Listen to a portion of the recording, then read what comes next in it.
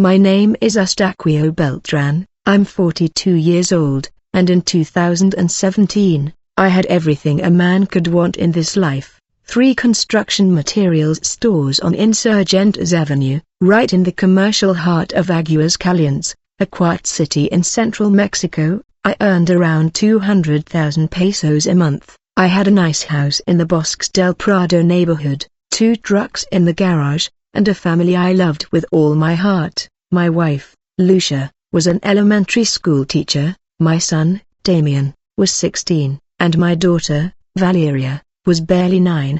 But I'm going to be completely honest with you, I had a very serious problem. God was the last thing on my mind. Do you know what that's like? I only went to church at Christmas and Easter, more out of habit than true faith, to please my mother. My mother, Doña Socorro, a woman of deep and constant prayer, always warned me when she saw me obsessed with business. She would grab my arm with the strength of a worried mother and say, looking me straight in the eyes, "Son, prosperity without God is like a house built on sand, sooner or later it will collapse." I laughed at my mother, thinking she was exaggerating as she always did. In my mind, everything was under control. I was smart enough to manage my business alone. After all, I had built that small empire from scratch, working hard since I was 20. I didn't need God at all, or at least that's what I thought at that time, filled with arrogance and pride. Life was going too well, good profits every month, a healthy family, plans to open the 4th store that same year. But starting in June 2017, something very strange began to happen to me. I began to feel a restlessness I couldn't explain in words, a very strange feeling that someone was watching me all the time. It was as if there was always someone standing right behind me, but when I turned around quickly, there was nothing, only emptiness and silence. The nights became especially difficult and distressing for me. I always woke up at exactly 3 o'clock a.m., sweating cold and with a horrible weight pressing on my chest. It seemed like someone invisible was sitting on top of me, slowly suffocating me mercilessly. Lucia also began to feel very strange things throughout the house. She would wake me up scared in the middle of the night, saying that she felt evil presences, that the air suddenly became heavy, for no apparent reason. But I completely ignored all of this. I blamed it on the stress of my daily work. I increased my hours at the main store. I immersed myself even deeper in business, thinking that working longer hours would resolve all that growing anguish. The more I consciously ran away from God, the more that horrible feeling inside my chest grew. It was as if something invisible and evil was slowly approaching, patiently waiting for the right moment to strike. My mother, Doña Socorro, clearly sensed that something was seriously wrong with me. She would often come to my house and stare at me with that look of someone who knows more than she's saying out loud. One day she approached me in the kitchen and said softly, almost whispering so that Lucia wouldn't hear, "Eustaquio, you need to return to God while there's still time. There's a spiritual battle brewing around you. I feel it strongly in my nightly prayers." I shook my head dismissively and quickly changed the subject, thinking it was just exaggerated religious fanaticism on her part. Lucia was also very worried about my increasingly strange behavior. She said I was different, more irritated with everyone, more distant from the family I loved so much. The boys complained that I didn't pay attention to them anymore, that I only thought about work and the making more money. Damien had stopped seeking me out to talk like he used to, and Valeria cried inconsolably when I came home late every night, but I was too blind to see what really mattered in life. The stores were doing so well financially that I felt invincible, completely untouchable. I thought nothing bad could happen to me because I was a hard worker, honest in all my dealings, a good father, and a good husband. I didn't hurt anyone at all, so why would something terrible happen to me?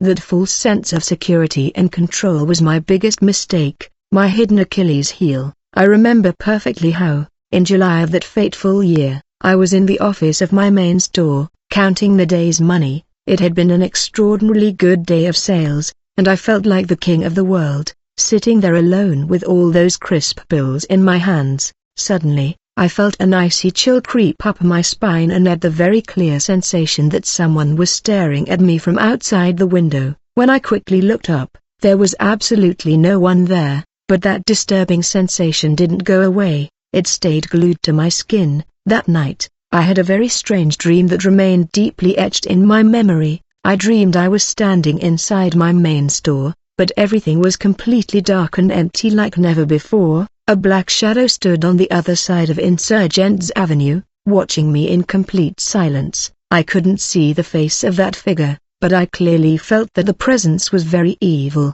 extremely malignant. I woke up sweating profusely, my heart beating like a war drum, and for the first time in many years, I prayed. It was a quick and clumsy prayer, almost devoid of true faith, but it was the first in a long time. What I didn't know at that time in my life was that behind the curtain of the invisible spiritual world, a battle was about to begin with all its fury, and I, in my blind arrogance and total estrangement from God, was completely unprotected and vulnerable like a lamb among wolves. August 2017 was fast approaching, and with it would come the most terrible storm that would change my life forever. August 2017 arrived, and with it a transformation I had never imagined possible. A man named Earl opened a building materials store right across the street from my main store. It wasn't just any store, it was an almost identical copy of mine, same type of business, same brands sold,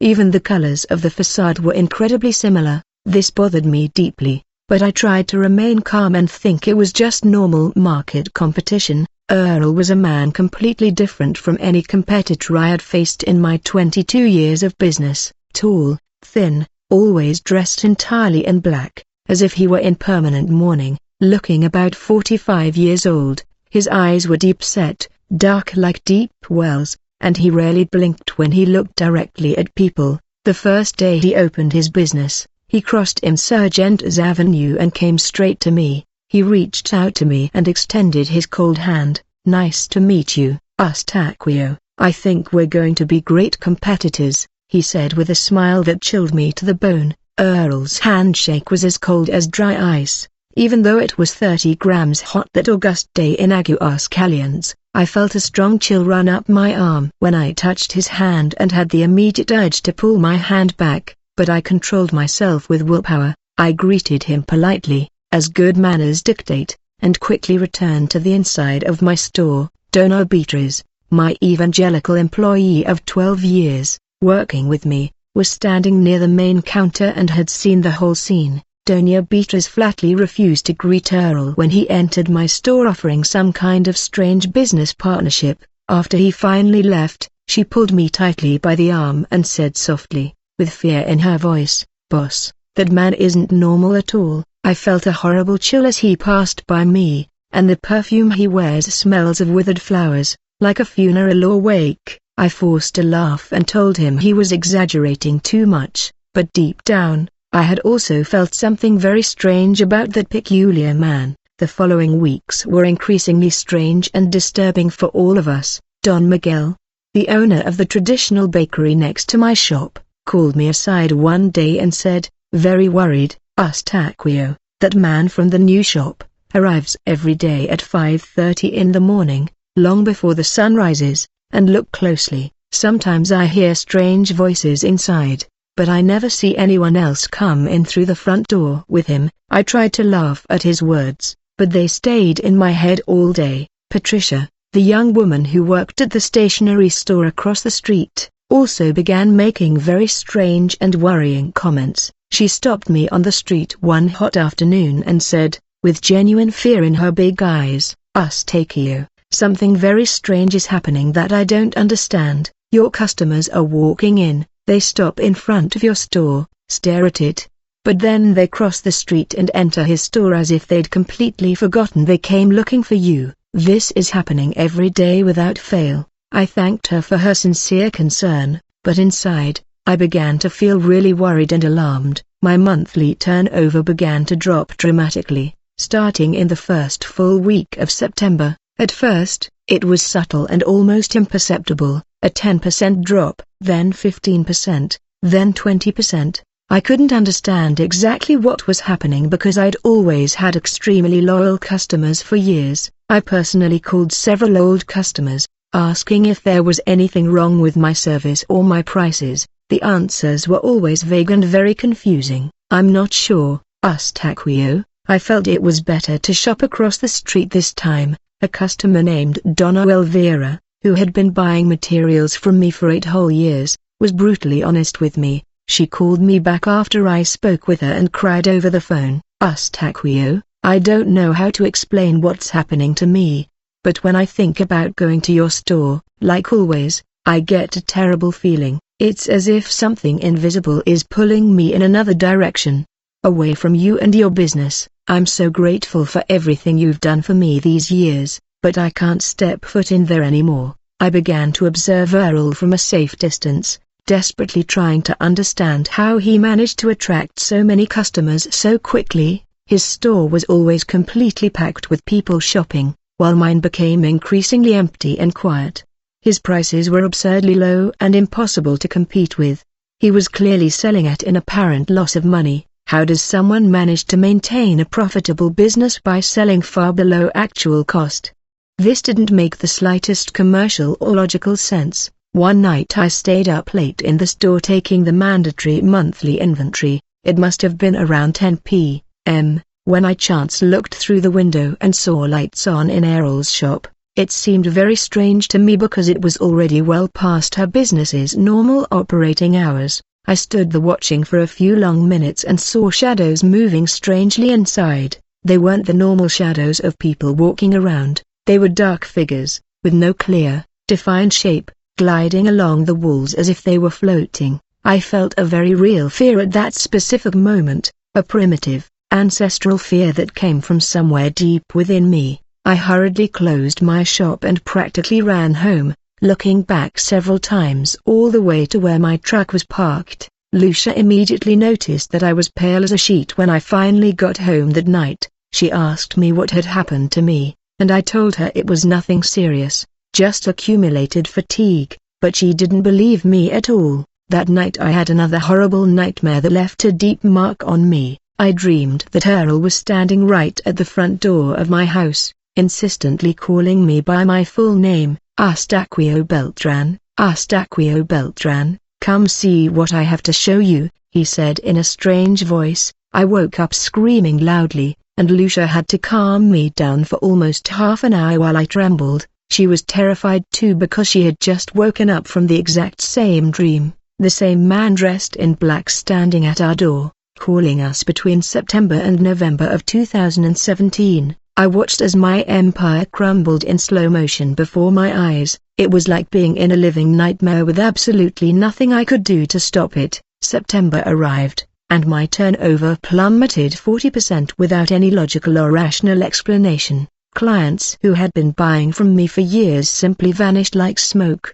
vanishing without a trace. I desperately called each one of them, and the answers were always vague, confusing, as if they themselves didn't understand why they had stopped buying from me. Donna Elvira was the most honest of all when I insisted strongly on to explain clearly what was happening. "Eustaquio, I swear to God I don't know what this is, but when I think about going to your store like before, my body becomes heavy as lead. I feel a terrible tiredness that I can't control. It seems like something invisible grabs me and pushes me forcefully away from you." She was crying bitterly when she said those words to me, and I realized it wasn't ill will on her part. It was something much bigger, something neither of us could understand with reason. October arrived bringing devastating financial losses that left me in a complete and total panic. An entire batch of gray cement that had just arrived from the supplier, 300 full bags, had arrived at dawn, completely hardened like solid rock, unsellable, impossible to recover. 9,500 Mexican pesos thrown straight into the trash in one fell swoop. The supplier swore to his family that it had come out of his warehouse in perfect condition, and I couldn't understand how it had happened. In less than 24 hours after its arrival, a week after the serious problem with the cement, something even stranger and more bizarre happened. A mysterious water leak completely destroyed 14,000 pesos worth of drywall that was properly stored in the back warehouse. I urgently called a very experienced plumber to check everything, and he spent more than 3 full hours desperately searching for the water leak. He came to me with a look of genuine fear and said, trembling, "Mr. Eustaquio, there is no water leak here, no broken pipe, nothing physical. This water came from nowhere. This is not normal at all." My employees began to resign one after another during that terrible month of October.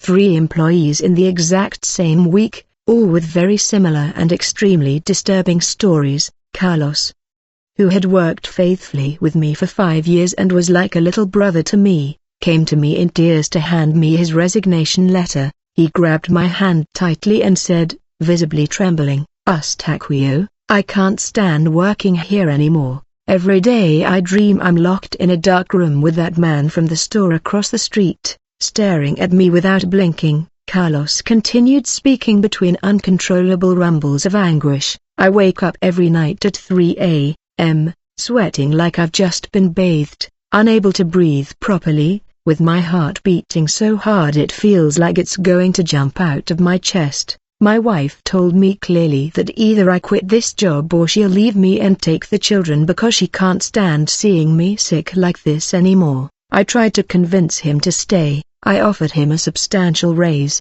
but he literally ran out of the store as if he were fleeing from something invisible and terrifying. I stood there, completely alone, feeling like I was losing everything: business, employees, total control of my life. November arrived, bringing the worst of everything. Mercilessly, my family began to crumble, along with the business I had worked so hard for. Lucia lost 12 kilograms in just 3 weeks. She was a thin shadow of her former self. She couldn't sleep properly anymore. She woke up every night at exactly 3 to 1 a.m., without fail. "Eustaquio, there's someone sitting on the edge of our bed," she told me, completely terrified. I felt the weight clearly, the mattress sinking downward, but when I quickly turned on the light, there was absolutely no one visible there. I tried taking Lucia to several different doctors in the city, but none could scientifically explain what was happening to my wife. They ran absolutely every medical exam possible: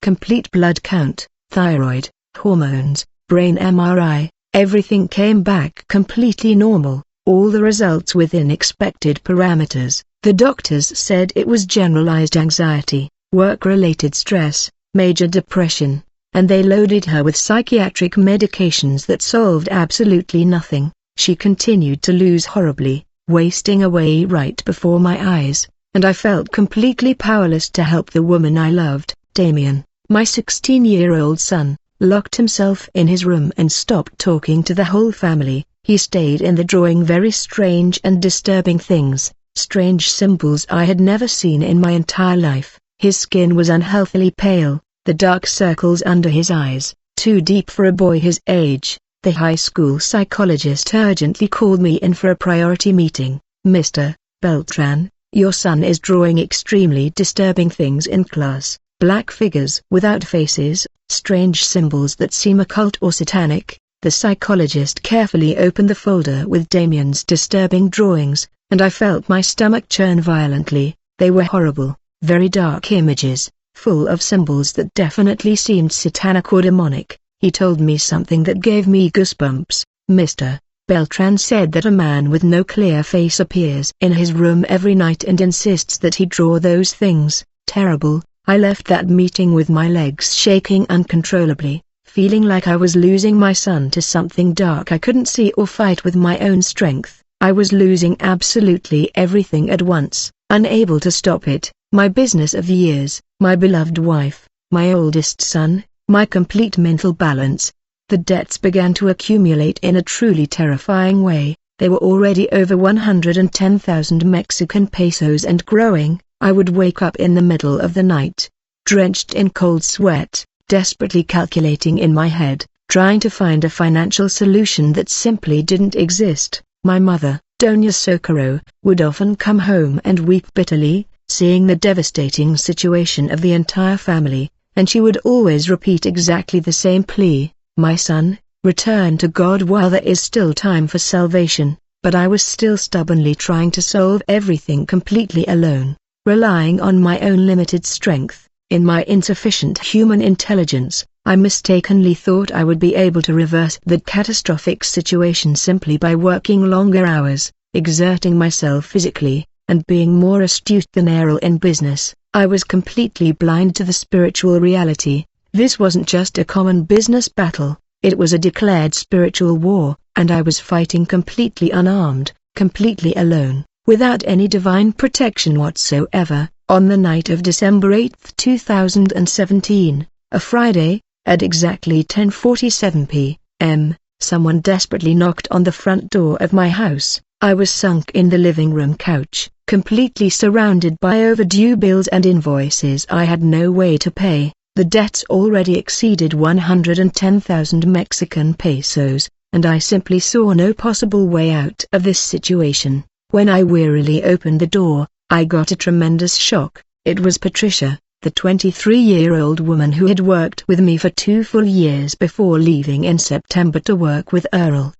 Patricia was in a state of absolute and complete shock, shaking violently from head to toe. Her face was pale as a white sheet, her eyes red and swollen from crying non-stop, and she was breathing extremely labored, as if she were gasping for air. Eustaquio, I urgently need to tell you what I saw. I can't hold this in any longer, it's slowly killing me inside, she said between desperate gasps that cut off her words. I quickly ushered her in, gave her a glass of cool water, and waited patiently for her to calm down a bit before she could speak coherently. Patricia said she had been abruptly fired by Errol that same afternoon, but not for a common, normal work-related reason. I saw something I wasn't supposed to see. Eustaquio, he forgot to lock the back room door last Friday, and I accidentally burst in, desperately searching for the bathroom. She paused for a long moment, swallowed hard, and continued, her voice completely trembling with fear. In the back of the store, there's a small room, no windows, with walls painted completely dark black. On the floor were red candles, not black, but red. She emphasized this by pointing with a trembling finger, forming a perfect, symmetrical circle. Patricia began to cry much harder when she reached the most terrifying part of her story. Inside the circle of red candles were photographs scattered all over the floor, and Eustaquio, there was your photograph right in the center of it all. It was burned at the edges, with rusty pins stuck directly into your eyes. In the photo, I felt my blood completely freeze in my veins when I heard those words. Terrible. There were photos of other merchants scattered around as well. She continued her story. I clearly recognized the owner of the San Rafael Pharmacy and the owner of the La Guadalupana supermarket. They all had pins stuck in their faces in the same macabre way. Lucia, who had been listening to everything from the adjacent kitchen, entered the living room pale and sat trembling next to me. Patricia took a deep breath, trying to calm herself, and continued recounting the horrors she had witnessed. There was a black notebook open next to the lit candles. Eustaquio, I read it all the way through. It had your full name written 13 times in a row, with very specific dates written next to each of your names. The last date was tomorrow, December 9th. Below it was written in strange, shaky handwriting that was frightening, total bankruptcy, accept the proposal, or absolute and complete destruction. My head began to spin uncontrollably. The whole world around me seemed to become blurry and distant. Patricia gripped my hand very tightly and continued talking, now almost whispering with obvious terror. Eustaquio, every Friday night, after the store closes to the public, performs strange rituals in that dark room. He stays completely alone in there, reading an old book with a black cover, full of strange and terrifying symbols, lighting those red candles and talking constantly, talking to someone completely invisible whom I couldn't see with my eyes, but who was definitely present in there with him. She wiped the abundant tears from her face and continued, her voice completely breaking. His voice changed completely when he performed these rituals. Eustaquio became thick, guttural, as if he were a completely different person, speaking through his body. Once I peeped through the keyhole because I heard very strange and terrifying noises. There was something dark moving inside the room, It wasn't a normal shadow projected on the wall. No, that thing had a shape of its own. It moved completely on its own. It seemed alive and conscious. I ran away terrified and couldn't sleep peacefully for a whole week. I was in complete shock, unable to properly process everything I was hearing from her. But why are you only telling me this now, Patricia? Why did you wait until this moment? I asked her, my voice coming out hoarse and raspy. She began to cry convulsively and uncontrollably before I could answer. Because today, when she fired me without notice, she paid me my severance pay and said, looking me straight in the eyes with that piercing, terrifying gaze, "You saw what you shouldn't have seen, Patricia. But since you've been loyal and obedient up until now, I'm going to forgive you this once. Just don't tell anyone about this, or you'll be next on my hit list." Patricia was shaking violently now, hugging her own body, trying to control herself, and then, Takeo, he grabbed that black hardcover notebook, opened it to a completely blank page, and wrote my full name, very slowly, right in front of my terrified eyes. He wrote it very slowly and deliberately, smiling grimly as he did so, and then he slammed the notebook shut and said to me menacingly, "There, now you're also on the special list. If you open your mouth to anyone, you know exactly what's going to happen to you." She collapsed on the couch, crying inconsolably, and I stood there, completely paralyzed, not knowing what to do or say to help her. Lucia was having a terrible time, her hand covering her mouth, desperately fighting not to vomit from disgust and fear. I got up from the couch and began pacing nervously around the living room, trying to grasp the full extent of it. Patricia also stood up, wiping her tears, and said to me in a trembling voice, "I know you don't believe in these supernatural things, Takeo. I didn't believe either before seeing all this, but what I saw in there is definitely not from this natural world. That man made some kind of dark pact with demonic forces of darkness, and you are directly in his sights." She left the house shortly after, tell me everything, saying he needed to leave the city immediately, to go live with his older sister in another distant state. Chio, get out of Agua's Calients, run away while you can still save yourself. That man is no ordinary human being. Those were his last terrifying words before disappearing through the door. I slammed the door shut and leaned against it, feeling my legs shake uncontrollably. Lucia hugged me tightly, and we stood there for long, eternal minutes in complete, deathly silence, trying to mentally process all the horror we had just heard. I looked at the calendar hanging on the kitchen wall. It was December 8th, Friday night. Tomorrow would be December 9th. The exact date Patricia had seen written next to my full name in that cursed notebook. That would be the date of my complete and final collapse, according to what was written there so confidently. What the hell had that man planned for me? What was going to happen tomorrow that he had written with such absolute certainty? I spent the entire night wide awake, unable to close my eyes, staring out the window at the dark street, waiting in deep dread for dawn and everything that fateful day would bring. December 9, 2017, the day marked in Errol's black notebook arrived like an inevitable death sentence. I woke up with a start at 6:07 a.m., to an urgent call from the Aguas Calientes Fire Department. "Mr. Beltran, your store on Libertad Street is on fire right now, you need to come immediately." My heart stopped for a full second, and I ran out of the house, still in my pajamas, desperately jumping into the truck. I arrived at the store 15 minutes later, but it was too late to save anything. The flames had devoured absolutely everything, entire merchandise, furniture, important documents, computers, everything turned into black ash and toxic smoke. I stood there on the sidewalk, completely paralyzed, watching years of hard work being destroyed before my eyes. The fire commander, Captain Ruiz, a serious man in his 50s, led me to the exact spots where the fire had begun to spread. "Mr. Beltran, this is extremely strange, considering my 20 years of firefighting experience," he said, scratching his head in confusion. The fire started simultaneously in 5 completely different spots in the store, at exactly 3:14 a.m., according to our records. We found no electrical short, no logical ignition point, No reasonable technical explanation. It appears someone came in here and sprayed chemical accelerant in several places at the same time, but we found no trace of forced entry or traces of people. The total damage was 320,000 Mexican pesos, all lost at once, with no possibility of recovery. Even worse, the insurance company completely denied coverage because the official investigation clearly indicated arson. I filed a detailed police report at the Central Police Station. I gave absolutely all the information I had, but the commander looked at me with genuine pity and said, "Mr. Beltran, without concrete physical evidence, we're unlikely to find out who did this."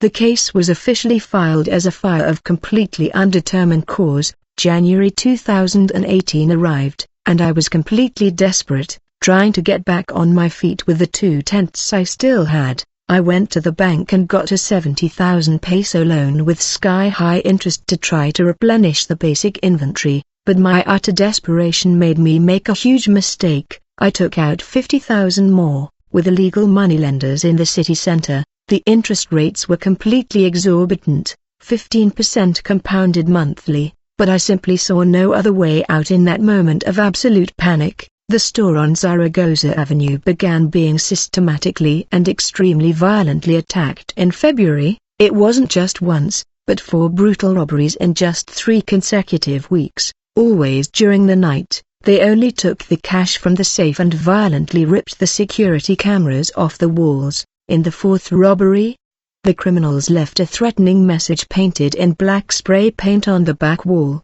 "Get out of here while you still can. This is the last warning you'll ever receive." March arrived, bringing the final, devastating blow to my 3rd and last remaining store. It simply stopped selling out of nowhere, as if an invisible curse had fallen upon the entire place. Sales plummeted to just 4,500 pesos for the entire month. It wasn't even enough to pay half of the monthly rent of 8,000. The few remaining employees left without receiving their salaries because I no longer had any money to pay them. Suppliers completely cut off my commercial credit, and the bank completely blocked my account due to the accumulated debts that kept growing exponentially. I lost my family home in April through bank foreclosure after 3 consecutive months without paying my monthly payments. Bailiffs arrived with an eviction order, and I had to leave with only a few clothes stuffed into an old, tattered suitcase. Lucia and the kids went to live with her mother in Leon,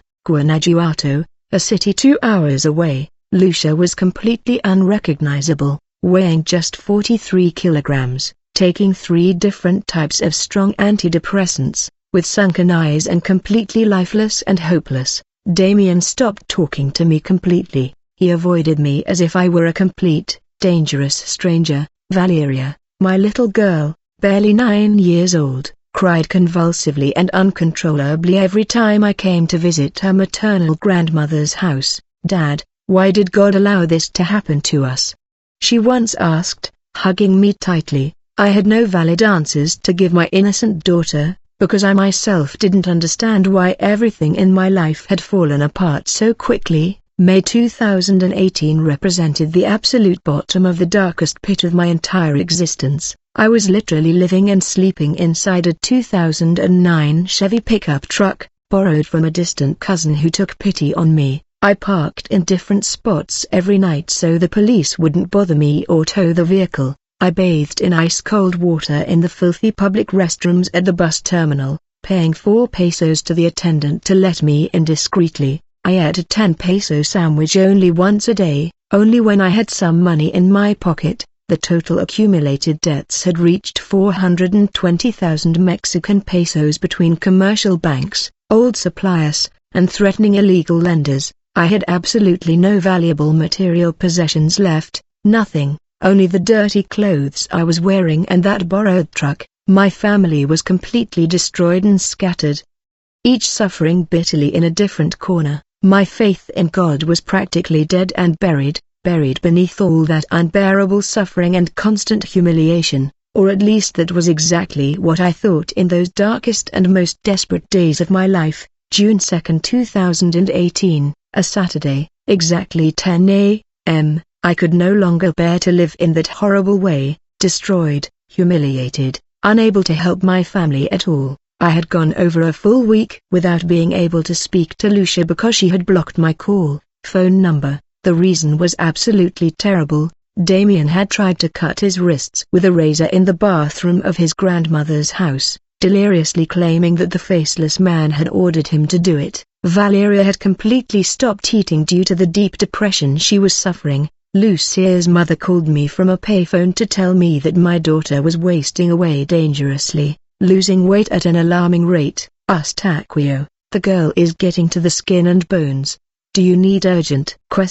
He said, his desperation evident in his trembling voice. I hung up that payphone and cried right there, in the middle of the street, in front of everyone walking by. It was in that precise moment of absolute despair that I made a drastic decision. I was going to confront Earl face to face, end it all once and for all, even if I had to die trying. I crossed town in the borrowed old pickup truck, parked directly in front of his shop, and walked in with complete determination, rage burning brightly in my chest. The shop was completely empty that Saturday morning, no customers, no employees, absolutely no one, only Errol standing behind the front counter, staring at me with that disturbing smile, as if he had been patiently waiting for me for hours. Aquio Beltran, you finally decided to come to me, he said in that calm voice, but filled with something extremely sinister underneath. It was you, I screamed. I couldn't control myself anymore. You did all this, you completely destroyed my life,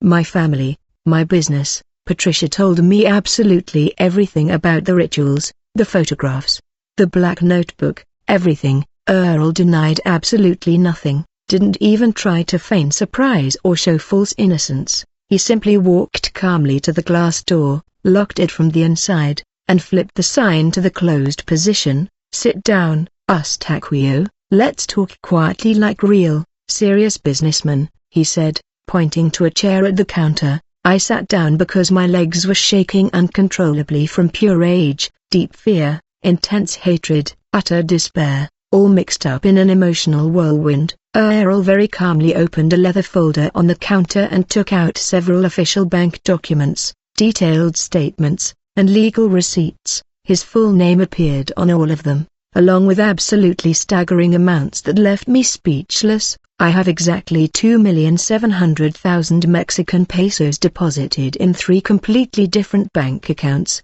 he said, pushing the official papers so I could see them up close. Just 5 years ago, Aquio, I was exactly the same as you are right now, completely bankrupt, totally destroyed, publicly humiliated, sleeping under bridges, without a family, with absolutely nothing of value. Then I learned certain very special spiritual methods for making profitable deals, let's call them diplomatically. He came dangerously close, and those dark, deep-set eyes seemed to pierce directly into my naked soul. Aquio, you are a spiritually strong man, I sensed it clearly from the first day I saw you.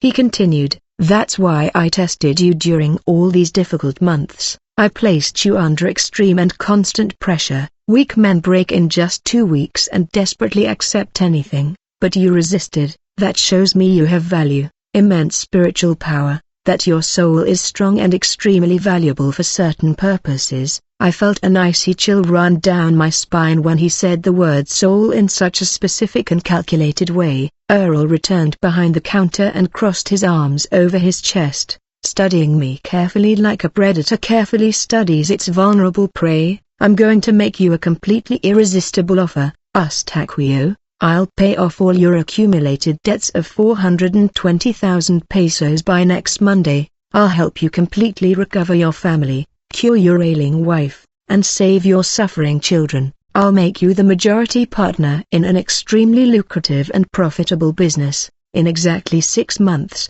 you'll have more money than you've had in your entire life. My heart was beating completely wildly, listening to that tempting offer, and a desperate part of me wanted to shout yes. I accepted immediately. What is the real price of all that, Earl?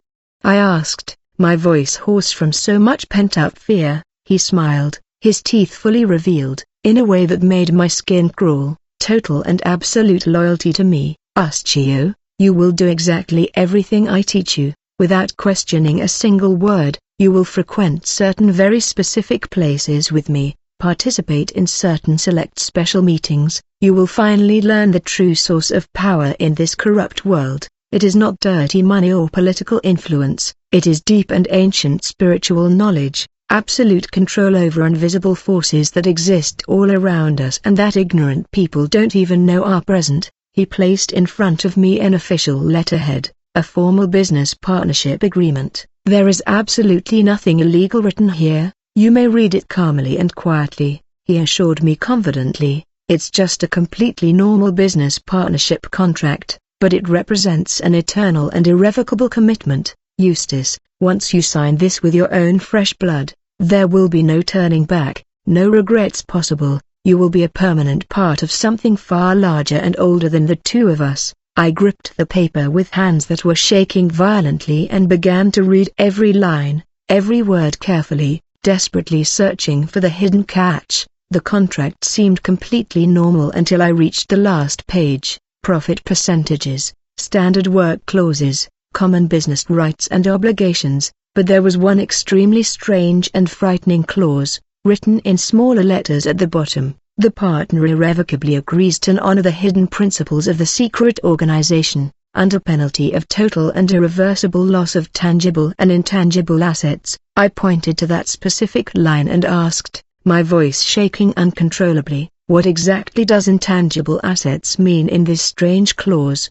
Earl stared at me, eyes, without blinking once. Your immortal and eternal soul, asked Acquio Beltran, literally and exactly means your soul that will live forever. An absolutely heavy and icy silence completely invaded that closed shop. I stared at that cursed contract, desperately thinking of my malnourished daughter wasting away, my son slitting his wrists, my wife swallowing psychiatric pills like they were candy. 6 months of horrible suffering could end right there, at that precise moment, with a simple signature of my name. Do you think I'm a dangerous madman? Asked Acquio.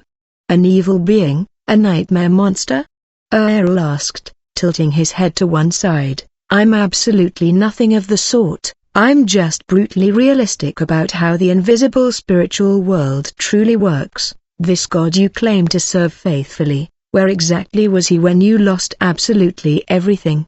When your family was cruelly destroyed, when you slept on the streets as a homeless person, I offer you guaranteed, concrete, immediate results. You simply consciously choose which side you prefer to be on in this war. I grabbed the pen he offered me, my hands shaking so violently I could barely hold it. Think carefully about your decision, asked Acquio, but don't delay too much time deciding, Earl whispered, moving dangerously close. Your daughter Valeria is suffering from severe, dangerous malnutrition. She could die soon. Your son Damien is self-mutilating with knives. He could commit suicide at any moment. Your wife Lucia is swallowing large quantities of psychiatric drugs. She could have a fatal overdose. How long do you really think they'll be able to endure this unsustainable situation?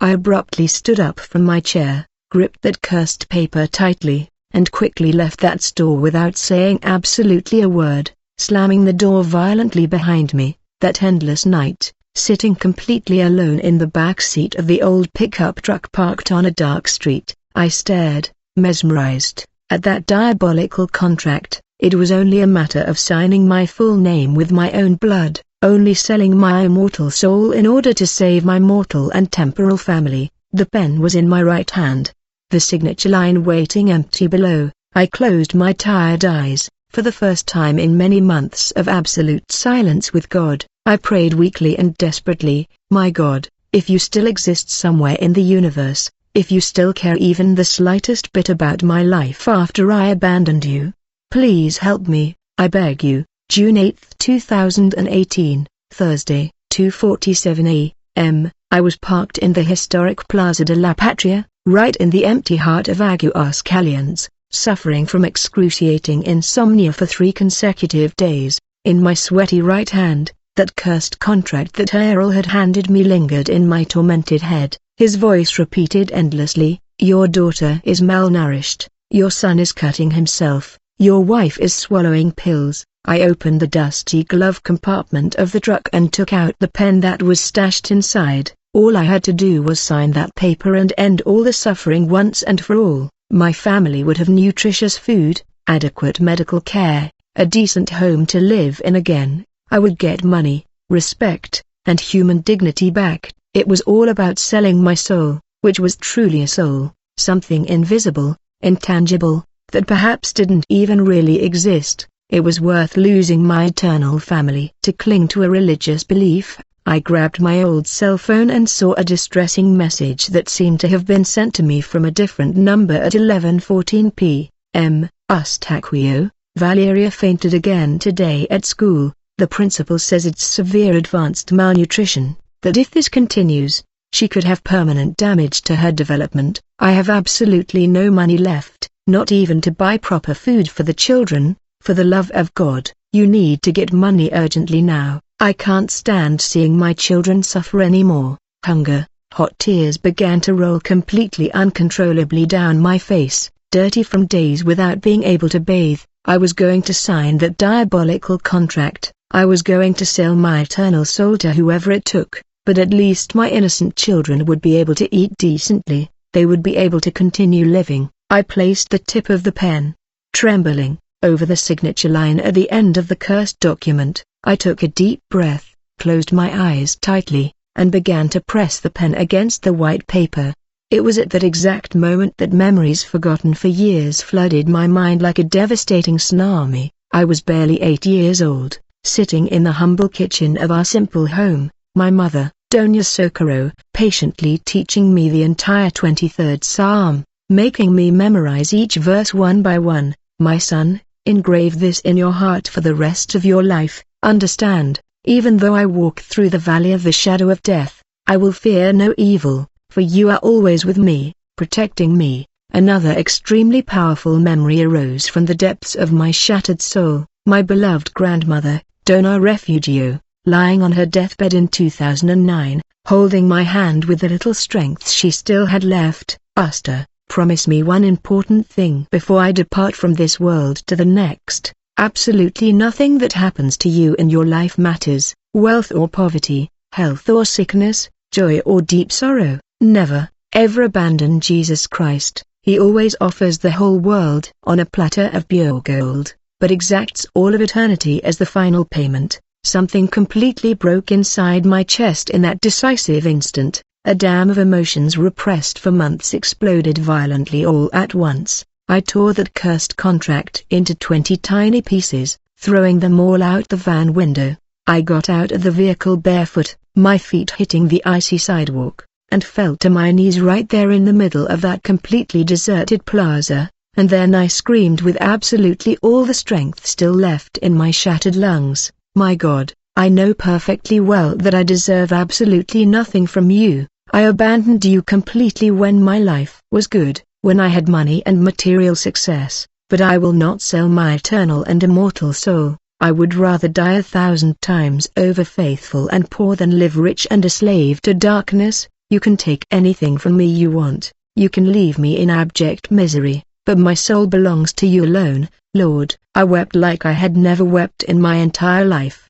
Loud, uncontrollable cries echoed in that empty plaza at dawn. I accept absolutely nothing that comes from the darkness. I completely renounce everything that comes from darkness. I continued to cry out with tears streaming down my face. I would rather see my children starving temporarily than see them lost eternally in hell. I would rather sleep in an old borrowed truck than wake up in the lake of fire, by the precious blood of Jesus Christ shed on the cross of Calvary. I completely and absolutely renounce all the advances of the enemy of my soul. My entire body trembled violently as I poured out years of pent-up pain, paralyzing fear, and deep regret into that completely desperate prayer. And then something happened that I will never be able to adequately explain with limited human words. A completely supernatural warmth began right at the top of my head and descended very slowly throughout my entire body. It wasn't normal warmth from a fever or a hot climate. It was something completely different, comforting, cozy like nothing I'd ever felt before, as if someone completely invisible was embracing me with infinite fatherly tenderness. enveloping my broken body in a blanket of pure, unconditional love. The horrible weight that had oppressed my chest for endless months disappeared instantly. It simply evaporated into the night air. I opened my tear-wet eyes and looked around that dark square. It was still completely empty, dark, with no human being visible anywhere, but something fundamental and profound había cambiado radicalmente en el ambiente spiritual from that sacred place. The air was different, lighter, cleaner, perfectly breathable.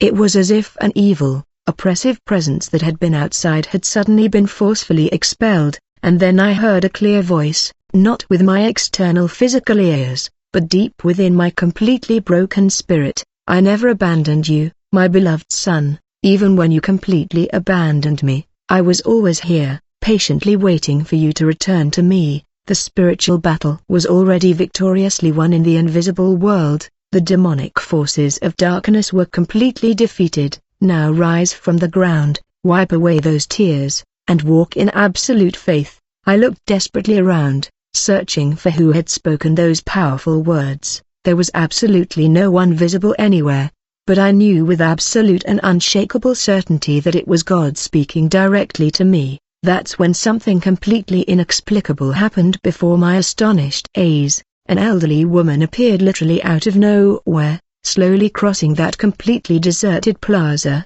at almost 3 a.m. At exactly 3 a.m., she was wearing a completely simple white dress, very clean and shiny under the dim light from the street lights. She walked calmly toward me, and her face radiated a supernatural peace I had never seen in any earthly human being. She stopped right in front of me while I was still kneeling on the cold bench. "Beloved child of God," he said in a soft voice, but full of indisputable heavenly authority, "the Almighty Lord sent me directly to you tonight to deliver an extremely important message. Exactly as he did with Job in the Holy Bible, God is going to return absolutely everything to you multiplied double. But first you need to return completely to the Father's house. Heavenly Father, tomorrow at exactly 7 o'clock p.m., go to the Baptist Church on Madero Street. There is someone that God prepared specifically to help you on this path back home." "Who are you, Mom?" I asked, completely confused, clumsily trying to get up from the floor. She smiled with an absolutely supernatural peace, reflected in her face, wrinkled by the years. "A simple servant of the Almighty sent with a divine message. Now go in complete peace, son, and fear nothing. The battle in heaven is now definitively won." And then she continued walking calmly through the empty plaza. I quickly stood up to thank her more, to ask her name, and she had completely disappeared, as if she had never been there. The plaza was completely empty, with no one, not a shadow of a single person. I returned to the truck, still trembling, but it was a completely different trembling. Now it was no longer paralyzing fear or overwhelming despair. It was something like genuine hope reborn within my chest. My whole body felt light for the first time in endless months, as if a 100 kilograms weight had been lifted from my tired shoulders. I lay back in the back seat of that old, borrowed truck. I closed my eyes, completely exhausted. And for the first time in almost a full year, I slept deeply and peacefully without any terrifying nightmares tormenting my shattered mind. June 9, 2018, Friday, 7 p.m. exactly, I arrived at the Baptist Church on Madero Street, precisely at the time that mysterious woman had indicated. It was a small and humble church, with approximately 60 people gathered for that Friday night service. I sat embarrassed in the back pew, tremendously ashamed of my deplorable appearance, several weeks of beard growth, wrinkled and dirty clothes, smelling of cheap soap from public restrooms. During worship time, an elderly man with completely white hair approached and sat next to me. Pastor Reynaldo's, 68 years old, kind but piercing eyes. "You're Eustaquio Beltran, right?" he whispered softly. I nodded, completely surprised, unable to speak. "God woke me up this morning at 5 o'clock with a very clear command. He showed me your face in a vision and told me you would come tonight. Welcome home, son." After the service, I told Pastor Reynaldo absolutely everything, Earl, the satanic rituals, the losses, my destroyed family, the diabolical contract, all without omitting a single detail. He listened patiently, without showing surprise. You are in the midst of a high-level spiritual war, Takeo, but you chose correctly. Now we will fight together until total victory. I propose a 21-day fast, starting tomorrow. Only water and a simple meal for dinner. Prayer 3 times a day. Bible reading morning and night will be difficult, but necessary to break the chains. I agreed that same day, even though I knew it would be the hardest thing I had ever done. The first 7 days of the fast were absolutely torturous and desperate, physical hunger ravaging my empty stomach, but above all, emotional hunger tearing at my soul. The temptation to give up was enormous every hour. Intrusive thoughts came constantly. This is total madness. Return to Earl, sign the contract, settle your life right now. But every time those demonic thoughts tried to take over me, I declared out loud, even though I was alone, I belong to Jesus Christ. I was bought with his precious blood. No weapon formed against me will ever prosper, for greater is he who is in me. June 19, 2018, the 10th day of the fast. It was especially difficult. That night I had a terrifying nightmare unlike any other. I was trapped in a completely dark room. Earl was standing in front of me. But something horrible demonic controlled his body. His eyes were completely black, with no white parts. You belong to me eternally, Astaquio Beltran. You signed a blood covenant long ago and forgot it. I woke up screaming at 3:26 a.m., drenched in icy sweat. I called Pastor Reynaldo's, crying. He firmly reassured me, if you sincerely asked God for forgiveness, you are completely free. He lies to break your faith. Declare it out loud right now. I am free in the name of Jesus. I did it and went back to sleep in total peace. June 29th, the 20th day of the fast. Everything changed radically. Patricia called me nervously. Asta, something very strange happened. Earl's shop has been closed for 3 days. I went to check, and there's a notice saying the premises were permanently vacated. Don Miguel from the bakery told me that early Wednesday morning he heard horrible screams coming from there. He saw all the lights on and Uriel screaming in terror as if something invisible was attacking him. Then he ran away in terror, got in his car, and sped off. He left everything abandoned. Wednesday, June 27th, exactly the day Pastor Reynaldo and I had said a specific prayer of spiritual warfare against Earl's works, asking God to expel him from the area. June 30th 2018, the 21st day, the last day of the fast. Pastor Reynaldo said a powerful prayer with me in church. There were 15 people in the intercession group who had faithfully prayed for me for 21 full days. Astaquio, the spiritual battle was completely won. Now your natural restoration begins. God will open doors that no one can close. Prepare to see miracles. I didn't know how it would happen considering my devastating situation, but for the first time in over a full year, I believed in my heart that God would fulfill his promise of total restoration. The restoration didn't come overnight like instant magic. It was a gradual process of 2.5 years, but each step clearly demonstrated that God was in control. Absolutely. July 2018, 3 days after ending the fast, I received an unexpected call. Astaquio Beltran, I'm Renato Dominguez from Construcciones del Baggio. We met at an expo in 16. I heard what you went through. I need a purchasing manager, 5,000 pesos a month plus commissions. Are you interested? I accepted immediately and cried when I hung up. It was the first concrete sign that God was rebuilding my life piece by piece. With my first salary, in August, I rented a small 2-bedroom apartment. Lucia and the children moved back in with me. Valeria hugged me, crying with happiness. Damien was still distant, but little by little he started talking to me again. Lucia was still sick, but she began proper treatment that she could now afford. December 2018 brought another blessing. Renato offered me a minority stake, 20% of the company for my work and efficient management. I accepted with deep gratitude. March 2019 arrived with the most impressive miracle. Lucia went on a 3-day spiritual retreat. During the final ministry, she fell under the power of God. When she stood up hours later, she said with shining eyes, "Ustakio, the terrible weight is completely gone, I'm free and healthy, I'm back a totally different person,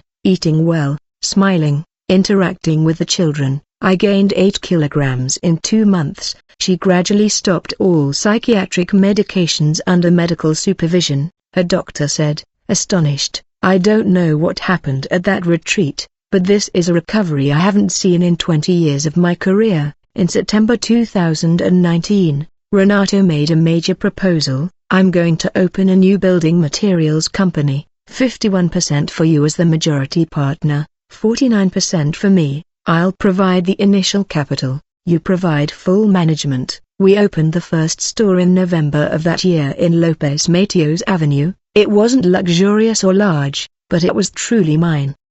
After so much suffering, 2020 arrived with the pandemic that could have destroyed us, but construction unexpectedly exploded. We earned 410,000 pesos that entire year. We opened the second store in July. 2021 brought the third and fourth stores. Damien, now 19 and completely emotionally restored, came to work with me. Today he is an efficient unit manager and youth leader at the church. 2022 was the year of the promise fulfilled. We opened the 5th and 6th stores.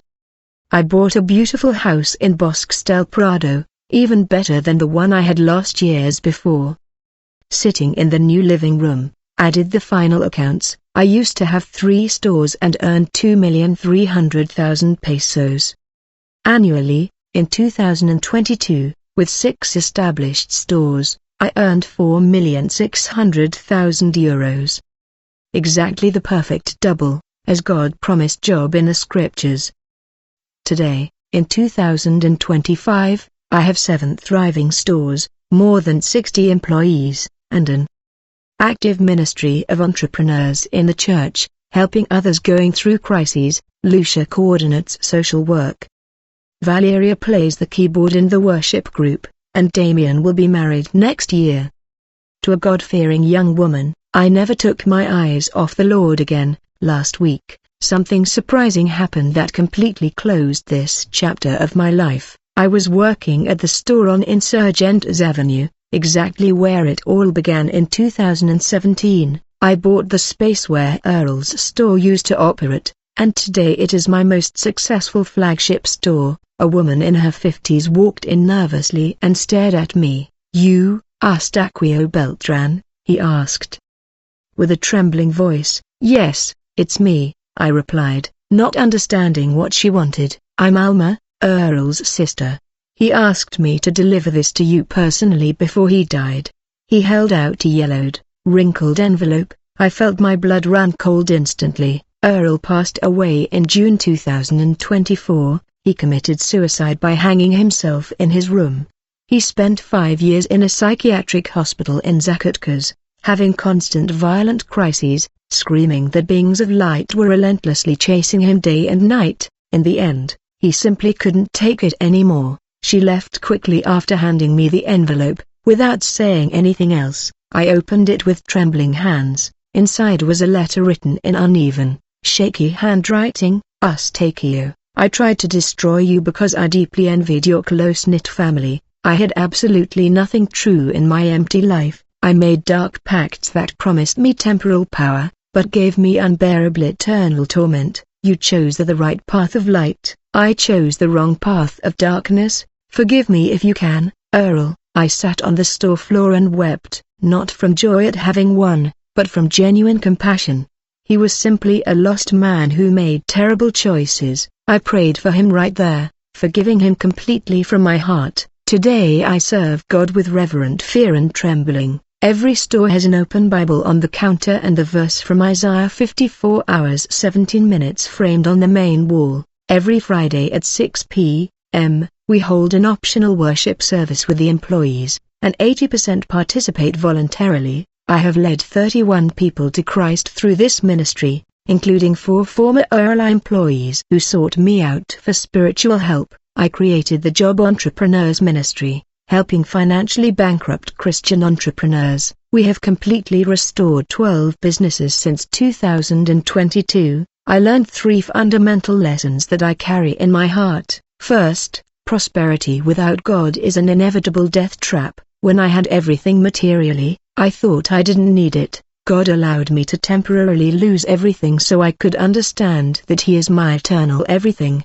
Second, He offers devastating shortcuts, but He charges for complete eternity. Errol had temporary wealth and eternal torment. I had temporary suffering and guaranteed eternal restoration. Third, the spiritual battle is absolutely real. Do not underestimate the power of darkness, but never forget that He who is within us is greater than he who is in the fallen world. If you are suffering spiritual attacks, witchcraft, sorcery, or demonic oppression right now, never negotiate with the enemy of your soul. Cry desperately to God, fast with determination, pray without ceasing, stand firm in the faith. He is a temporary thief, but God is an eternal and faithful restorer.